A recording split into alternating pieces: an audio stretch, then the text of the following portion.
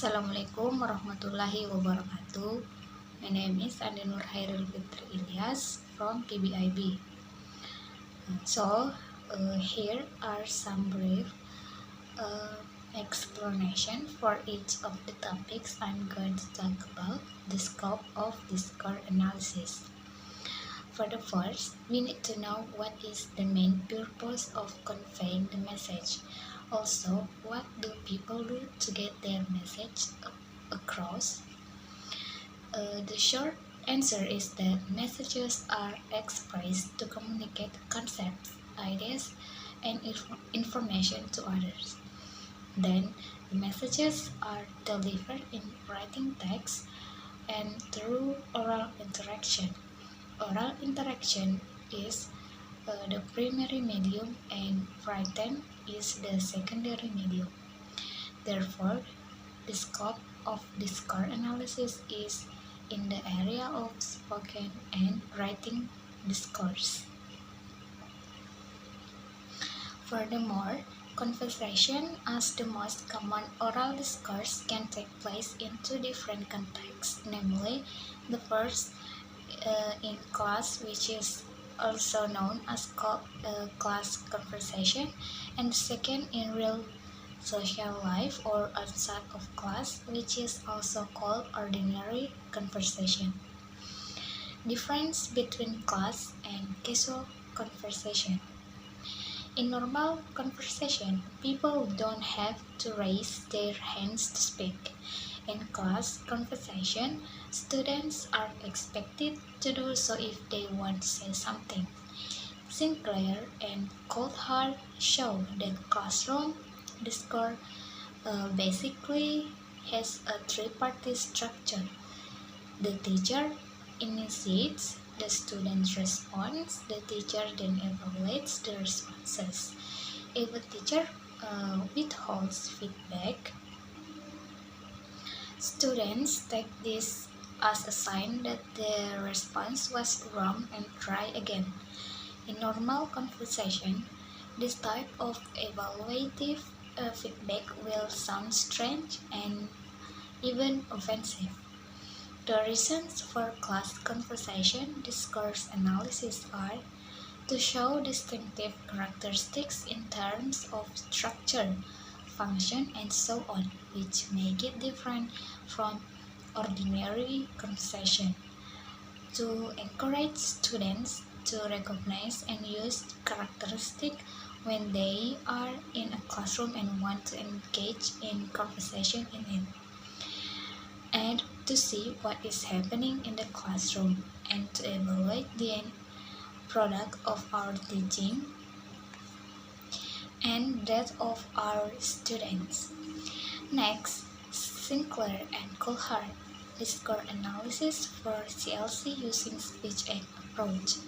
Sinclair and Coulthard found IRF pattern from analyzing the conversation between teacher and students. The pattern indicates that NS class conversations generally occur in the following order. I stands for initiation, R stands for response, and F stands for feedback. We can see the following example.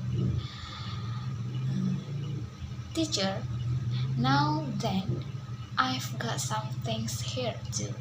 Hands up. What's that? What is it? It is initiation. And the second one is so. It is as a response. And then it's a sound. Yes, this is a sound. This is as feedback. The above quotation is analyzed by using the speech aid approach. We find three different functions in conversation. Initiation, this means that initiation carries a questioning function. Response functions as an answer, and feedback function as a comment. Then, as a comparison, what can you say from the following extract of CLC? In the following example, there is an INR pattern: initiation, non-verb response, and reaction. So, the INR contained in the example has functions which include initiation functions to remember information and ends initiation to confirm understanding and to invite questions. Then, non-verb response uh, implicitly shows their understanding, where they choose to be silent because they already understand, so there is nothing to ask.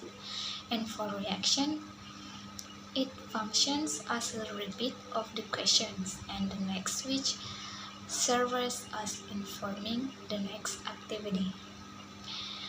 Next, I will explain about casual conversations. Casual conversation is usually used a lot around the people we communicate with in our social interactions.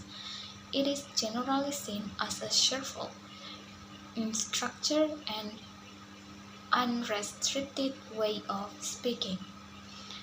If students are taught how English is used by native English speakers in conversation, they will get many benefits for increasing their communicative competence, including first, they will be able to identify what type of communication, like formal or informal, is appropriate for the situation. And second, they will be able to identify the types of utterances used by native speakers in certain conditions.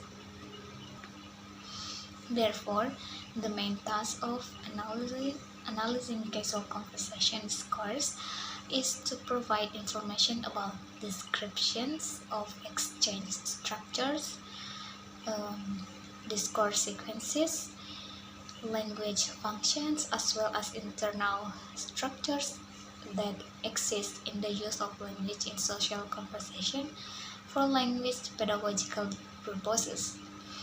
Next is about speaking as transactional discourse. Richard states that speaking as a transaction refers to a situation where the focus is on what is said or done. The meaning of the message that makes a person understood clearly and accurately is the main focus. In our social life, transactional speaking can be identified in the form of discussions, debates, job interviews, or anything. The main characteristic of uh, transactional speaking are: first is it functions to exchange information. The second is it is message oriented, which means to communicate meaning. The third is participants use strategies to understand each other. The fourth is it needs more questions, repetitions, checks for comprehension. The fifth is ideas negotiation normally occurs. And the last is language accuracy is not always important. Well, that's all I can say. Sorry if there are many shortcomings because actually my understanding is still small. Thank you very much. Wassalamualaikum warahmatullahi wabarakatuh.